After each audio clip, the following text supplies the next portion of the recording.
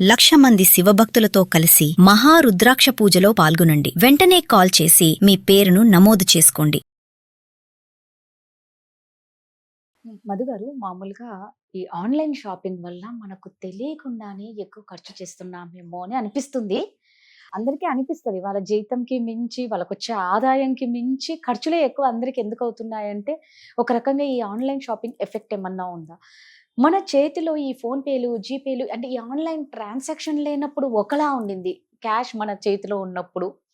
ఇప్పుడు ఇలా ఉన్నప్పుడు మొత్తం మారిపోయి చాలామంది అప్పుల పాలవ్వడం కానీ, ఆ ఫైనాన్షియల్ ప్లానింగ్ అనేది ఇంట్లో సరిగ్గా లేకపోవడం వల్ల తెలియకుండా ఖర్చులు ఎక్కువైపోయి అప్పులు అవుతూ ఉన్నాయి. సో, అంటే ఎలా ఎఫెక్ట్ చూపిస్తది దీనివల్ల అనేది ఒక్కసారి చెప్పండి? 100% అవుతదండి. ఇంతకుముందు మనకి పాత కాలంలో మనీ మాత్రమే మన దగ్గర ఉండేది. షాప్‌కెళ్ళి తీసుకురావాలి మనకేదైనా కావాలి అంటే. సో, ఊరి చివరలో ఉండేవి, దూరంలో ఉండేవి. ఎప్పుడు కావాలనుకుంటామో అన్నీ లిస్ట్ చేసుకొని ఒక్కసారిగా వెళ్ళి మంత్లీ వన్స్ తెచ్చుకునేవాళ్ళం. బట్ ఆన్‌లైన్ అన్నది ఒక రకంగా మంచిదే. మనకి ఎమర్జెన్సీ సిట్యుయేషన్స్‌లో అన్నీ ఇంటి దాకా వస్తాయి. వెళ్ళలేనప్పుడు డ్యూటీస్, వర్క్ ఎక్కువైపోయింది. టైం అడ్జస్ట్ అవ్వట్లేదు కాబట్టి. బట్ ఇప్పుడేం చేస్తున్నారంటే మంచిగా క్రెడిట్ కార్డ్ ఈ నెలకి మనకి ఎంత జీతం వస్తుందో అంత ఖర్చు పెట్టి దాంట్లో ఒక 10% మనం సేవ్ చేయాలి. నెక్స్ట్ మంత్‌కి వచ్చే జీతాన్ని కూడా మనము ముందే ఖర్చు పెట్టేస్తున్నాం కరెక్ట్. క్రెడిట్ కార్డ్ వల్ల. సో, ప్రతి నెల మనం లోటు బడ్జెట్‌లోనే ఉంటున్నాం. రేపు నెల ఎంత జీతం వస్తుందో ఈ నెల ఖర్చు పెట్టేస్తే ఇంకా రేపు నెల పరిస్థితి ఏంటి? అలా ప్రతి నెల మనం బ్యాక్‌లాగ్‌లోనే ఉంటే ఇంకా మన మీద మనకి ఒక కాన్ఫిడెన్స్ ఎప్పుడొస్తుంది? ఎప్పుడు మనం నెగెటివ్‌గా లోనే ఉన్నామే, ఫైనాన్షియల్‌గా స్టేబుల్‌గా లేమే అన్న ఫీలింగ్ చాలామంది మిడిల్ క్లాస్ వాళ్ళలో ఉంది. 100% బాగా అమౌంట్ ఉండే వాళ్ళకి క్రెడిట్ కార్డ్ అవసరం లేదు. ఆన్‌లైన్ షాపింగ్ కూడా వాళ్ళకేమీ అవసరం లేదు. ఎందుకంటే వాళ్ళకెప్పుడు అవసరమో అప్పుడే అన్నీ తీసేసుకుంటారు. అవే వాడుకుంటారు. బట్ మనలాంటి వాళ్ళం ఏం చేస్తామంటే టైమ్ పాస్ అవ్విన ప్రతిసారి ఫోన్ తీసుకొని ఏదో ఒకటి పెడుతూనే ఉంటాం. అవసరం ఉన్నా లేకున్నా. దీనివల్ల ఆటోమేటిక్‌గా మన క్రెడిట్స్ పెరిగిపోతున్నాయి. చాలా మందిలో. ఇప్పుడు లోన్‌లు కూడా అండి చాలా ఈజీ అయిపోయింది. ఏదేదో యాపులొచ్చేసినాయి. ఆధార్ కార్డ్ ఉంటే చాలు, సిబిల్ బావుంటే చాలు లోన్ ఇచ్చేస్తారు.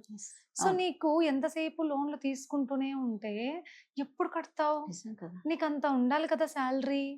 అంత ఇన్‌కమ్ అవును. జనరేషన్ లేకుండా లోన్‌లు తీసుకుంటే మనశ్శాంతి ఉంటుందా?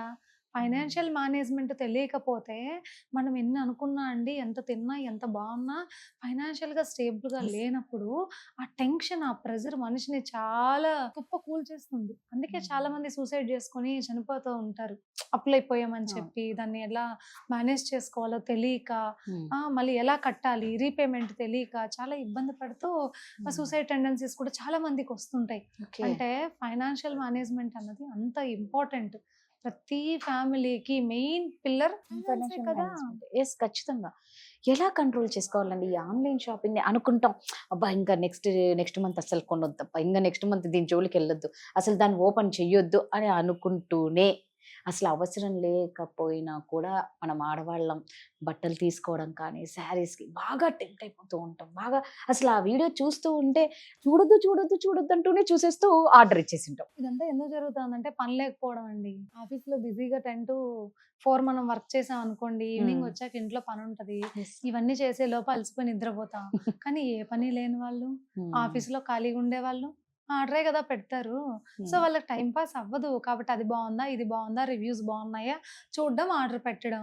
ఇలానే పెడుతూ పోతూ ఉంటే అన్నెసెసరీ థింగ్స్ యెస్. కదా! హౌస్‌లో కూడా మనకి నెగెటివ్ ఎనర్జీ ఇస్తాయి. పనికిరాని వస్తువులు పెట్టుకుంటే. మనకి ఏది అవసరమో అదే పెట్టుకోవాలి. ఎంత అవసరమో అదే పెట్టుకోవాలి. ఏపీజే అబ్దుల్ కలాం గారు చనిపోయినప్పుడు అంటే ఆయన దగ్గర బుక్సు, 4 జతల కోట్ తప్పితే ఇంకేమీ లేవు. అంటే ఆయన వేసుకునే డ్రెస్. అంత గొప్ప ఆయనకి లేని అవసరాలు మనందరికి ఏమున్నాయి? కార్లు, బిల్డింగ్‌లు, బంగ్లాలు అవన్నీ ఓకే. స్థిరాస్తులు. మన తర్వాత మన యెస్. పిల్లలకు కూడా. ఈ శారీస్ అన్నెందుకు? పోనీ మీరు 30, 40 చీరలు కొన్నారమ్మా! మీరెప్పుడు కట్టుకుంటారు? హ్మ్.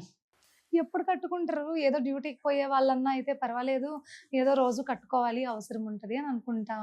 బట్ అలా కాకుండా ఇంట్లోనే ఉండేవాళ్ళు మీరు కట్టుకునేది లేదు, ఏమి లేదు.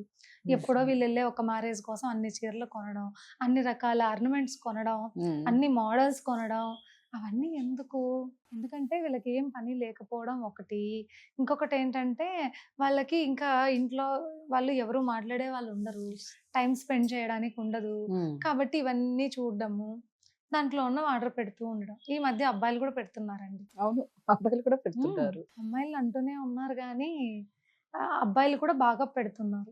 మొబైల్స్, బ్లూటూత్, యాక్సెసరీస్, కొత్త కొత్త టెక్నాలజీ, షూస్, ఇంకా వాళ్ళ షర్ట్స్, ప్యాంట్స్. అవసరానికి మించి ఏది మనకు అన్నెసెసరీ కదా!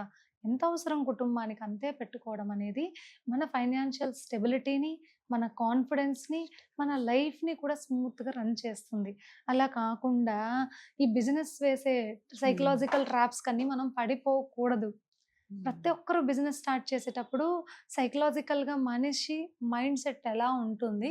ఈ బిజినెస్‌కి వాళ్ళు అట్రాక్ట్ అవ్వాలంటే ఏం చెయ్యాలి? అని ఆలోచించి వాళ్ళ ప్లానింగ్ ఉంటది. ఉంటది. ఆ ప్లాన్ ఆఫ్ యాక్షన్‌కి మనం పడిపోతే ఇంకెలా మన లైఫ్‌ని మనం లీడ్ చేస్తాం? అంటే మీరు ఇందాక అన్నారు ఫస్ట్‌లో. ఇలా డబ్బులు చేతిలో కనిపించేటప్పుడు కంట్రోల్ మన చేతిలో ఉండేది. ఎప్పుడైతే ఈ కనిపించకపోవడమే పెద్ద మైనస్ ఏమో! అదే అంటే మన దగ్గర డబ్బులు ఉన్నప్పుడు అరే ఇంక లేదు అని కొనడం స్టాప్ చేస్తామేమో. ఇప్పుడు క్రెడిట్ కార్డ్ వచ్చేసిందిగా, లేకపోయినా కూడా కొనొచ్చుగా మీరు. రేపు నెల కట్టండి పర్వాలేదు. మాకు ఇంట్రెస్ట్ ఇస్తే చాలు. అది బ్యాంక్ వాళ్ళందరూ బిజినెస్ చేస్తున్నారు. ఈ సెల్లింగ్ ప్లాట్‌ఫార్మ్స్ అన్నీ హ్మ్. బిజినెస్ చేస్తున్నాయి కదా! Yes. అలాంటప్పుడు మనము వాళ్ళ తప్పేముందండి? వాళ్ళు అవును. బ్రతకడానికి చేస్తున్నారు. అంతే. మీ ఫైనాన్షియల్ స్టెబిలిటీ ఏంటి? మీ ఫ్యామిలీ స్టేటస్ ఏంటి? అన్నది కరెక్ట్. మీకే తెలుసు కదా! సో, అంతే. ఎంత కావాలో అంతే పెట్టుకోండి. ఎవరు పొమ్మన్నారు ఆడంబరాలకి? వాళ్ళకుంది, వీళ్ళకుంది అనేదేదో సాంగ్ లాగా పొరుగింటి వాళ్ళ చెయ్యిని చూడు, చారీ చూడు అన్నట్టు అవును. వాళ్ళందరికుంది నాకు కావాలని చెప్పి మీరు కొనడమే తప్ప, దానివల్ల మీకు వ్యాలిడ్ రీజన్ ఏంటి మీకు అవసరమని? అది చూసుకొని కొంటే మనకి కూడా ఏ సమస్య రాదు. ఎందుకంటే ఫైనాన్షియల్‌గా ఇంట్లో హస్బెండ్ ఒక్కరే చేస్తుంటారు చాలా ఫ్యామిలీస్‌లో. అవును. వాళ్ళకి బర్డెన్ అవుతుంది కదా! బర్డెన్ అవుతది. మనం అడిగినప్పుడు తీసేయకపోతే మళ్ళీ కరెక్ట్. వాళ్ళ మీద కోప్పడతాం, వాళ్ళని విసుక్కుంటాం, చిరాకు పడతాం.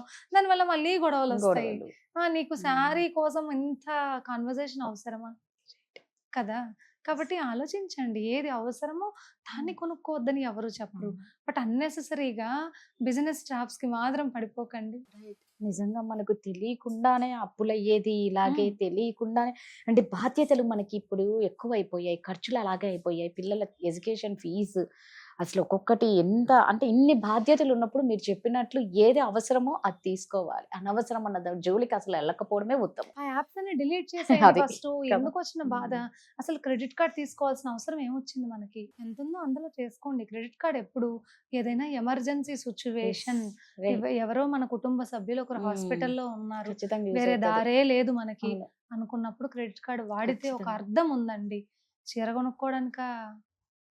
నగలు కొనుక్కోవడానికా? ఇట్లా పిచ్చి పిచ్చిగా కొనుక్కోవడానికా? క్రెడిట్ కార్డ్ మీరు వాడడం. వాళ్ళు బిజినెస్ ఓకే. మీకు తెలివుంది కదా! మీరెందుకలా చేస్తారు? కాబట్టి అలా ఎప్పుడూ చెయ్యకండి. ఏది అవసరమో అది మాత్రం తీసుకుంటే చాలు. అన్నెసెసరీగా అన్నీ ఎందుకు టైం వేస్ట్, ఎనర్జీ వేస్ట్, గొడవలు దానివల్ల ఇంట్లో కూడా చాలా మంది మనశ్శాంతి లేకుండా పోతది వీళ్ళకి పాపం. వైఫ్‌లు కొనేస్తారు. ఇంకా హస్బెండ్స్ వచ్చి గొడవ. Next month yes. వాళ్ళు కట్టాలిగా. కరెక్ట్. అందుకు అప్పుడు ఇబ్బంది కదా! కాబట్టి. Thank you Madhu. Thank you.